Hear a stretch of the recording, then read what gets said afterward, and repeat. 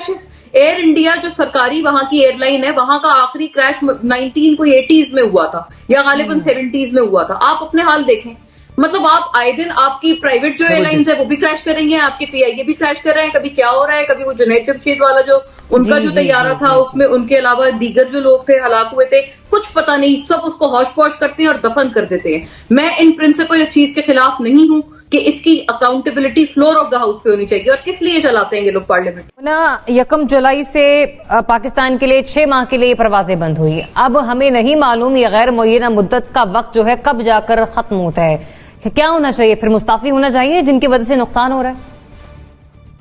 Sir यार वो बहुत वाकई फारफेच्ड बात है। और वाकई ये जो बहुत मुहज़्ज़ब मुआशरे होते हैं, जैसे इमरान खान साहब खुद कहते थे कि कश्ती डूब जाने पर जो है वो इस्तीफा वजीर दे देते हैं मुहज़्ज़ब किसी भी जमहूरियत में। तो अफसोस के साथ ये रिवाज तो ना हमें अभी नजर आया है, ना कभी पिछली हुकूमत में नजर आया था। जैसे वाकई ये बात दुरुस्त है कि बहुत मौके ऐसे थे जहां पर कहा जाता था ये अगर चीज नहीं हुई तो आप मुझे लटका दें। इस्तीफे तो छोटी बात है, ये भी कहते थे मुझे लटका दें, मुझे ये कर दें, मुझे चौक पे चौराहे पे फांसी चढ़ा दें। हमारे सियासतदान तो इस किस्म की बहुत बातें करते हैं, उनको तो लफाजी में एक्सपर्ट है, काम वाम किसी को आता नहीं है। खैर बात यह है कि देखिए मैं इन प्रिंसिपल इस चीज के खिलाफ नहीं हूं। आपको याद है वो कराची का जो पीआईए का हादसा था, वो जो तैयारे का, मतलब हम तमाम को झंझोड़ कर रख दिया था ईद से बिल्कुल चंद रोज कबल जब वो हादसा हुआ था।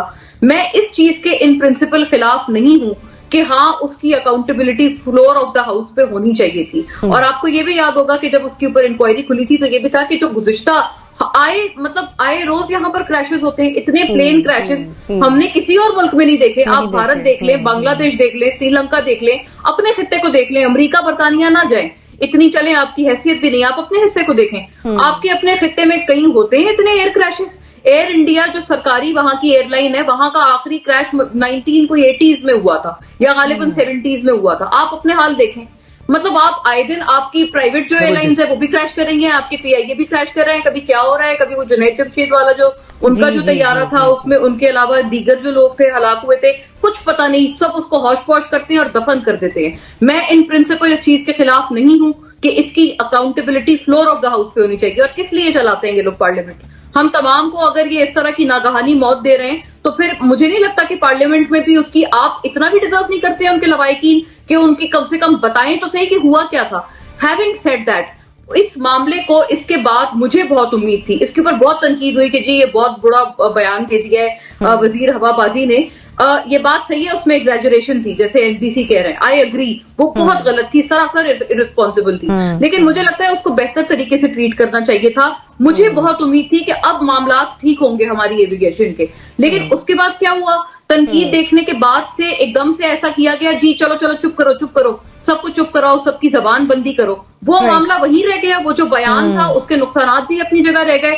और उसके बाद जो हमें बेहतरी की जो तवक्को थी कि इसके बाद से कोई हम दुरुस्तगी की तरफ जाएंगे, वो भी नहीं हो पाई। और आपको पायलट्स का पता है, मैं सिर्फ इतना सा इजाफा करना चाहती हूँ, जो सबसे निकम्मे निठल्ले लड़के होते हैं ना, जिनके पास जिनके बाप वालिदैन के पास पैसा होता है, क्लास में फेल हो रहे होते हैं, उनको एक फ्लाइंग स्कूल में डाल दिया जाता है और उनको कहते हैं यहाँ तुम बस ये सीखो, यहाँ पर 6 महीने का कोर्स करो और उड़ाओ जहाज भी अगर तुम्हें कोई एयरलाइन इंडक्ट नहीं करती है तो हम तुम्हें, वालिद साहब खुद कहते हैं आओ जी हम तुम्हें जहाज छोटा सा लेके देते हैं और तुम उड़ाते फिरो पूरी दुनिया में। तो इस किस्म की चीजें तो मौजूद हैं। ये बात नहीं है कि यहाँ पर चेक्स एंड बैलेंसेस की जरूरत नहीं है, लेकिन मुझे अफसोस इस बात पे है कि एक अच्छी उम्मीद जगी थी कुछ लोगों में, वो उसको हौश पौश से जबान बंदी करके उसकी कोई इंक्वायरी नहीं की गई और अब वो मामला जूं का तू है, सब एक दूसरे की शक्लें देख रहे हैं। रज़ा रबी साहब, पाकिस्तान में पीआईए एयरलाइन का ये हाल है कि खुद जो पाकिस्तानी हैं वो प्राइवेट एयरलाइंस को ज्यादा प्रेफर करते हैं किसी भी दूसरे शहर या दूसरे मुल्क को जाने के लिए। पीआईए उस वक्त इस टिकट कटवाई जाती है जब आपके पास है तो पैसे बहुत ज्यादा कम हो या फिर आपको किसी और दूसरी एयरलाइन में जगह ना मिले। मेरे साथ भी अक्सर इस तरह के इत्तेफाक हुए हैं। तो ये पाकिस्तानियों का अपना ये हाल है, तो बाहर तो जो सेफ्टी मेजर्स होते हैं वो तो फिर बहुत ही कोई उनका नेक्स्ट लेवल मामला होते हैं। जी बिल्कुल, आपने ये सही कहा है कि एतमाद इस तरह से तो उठता जा रहा है और काफी देर से उठा हुआ है। बहुत से लोग जो हैं, एक जमाने में पीआईए बेहतरीन एयरलाइन होती थी और हम सब पीआईए को प्रेफर करते थे, लेकिन अब तो बहुत से लोग जो हैं वो दूसरी एयरलाइंस को फौकियत देते हैं, खुसूसन इंटरनेशनल ट्रैवल जो होता है। मुल्क के अंदर तो शायद इतनी मुतबादिल ऑप्शंस नहीं है, मगर देखें, बात जो आप पहले वजीर साहब की कर रही थी, मैं उसी बात को आगे बढ़ाना चाहता हूं कि ये बहुत ही डैमेजिंग चीज उन्होंने की थी और अनफॉर्चुनेटली उसकी कोई अकाउंटेबिलिटी नहीं हुई उस बात की। बाद में फिर ये कहा भी गया, वो साबित भी हुआ कि जो वो रिपोर्ट जिस पर वो रिलाय कर रहे थे, जो उनको दिए गए थे नोट्स या जो भी तहकीक की थी एविएशन मिनिस्ट्री ने, वो उसमें भी लूप होल से वो गलत थी। लेकिन क्या हुआ कि चूंकि वो फ्लोर ऑफ द हाउस पे हुई और एक जिम्मेदार वजीर की तरफ से हुई, दुनिया तो ऐसे ही देखती ना कि अगर एक मुल्क का अपना वजीर ये कह रहा है, काबीना का मेंबर कह रहा है, तो फिर यकीनन इसमें गलती होगी। तो सवाल तो ये बिल्कुल बनता है कि आखिर क्यों नहीं उन्होंने इस्तीफा दिया खुद से, या उनको क्यों नहीं मांगा गया वजीर आज़म साहब की तरफ से। और अभी बात मोना ने भी वही याद कराया कि वो अगर डूब जाए शिप तो वो इस्तीफा दे देते हैं, या ट्रेन का हादसा हो जाता है तो ये खुद ही वजीर आज़म कहा करते थे।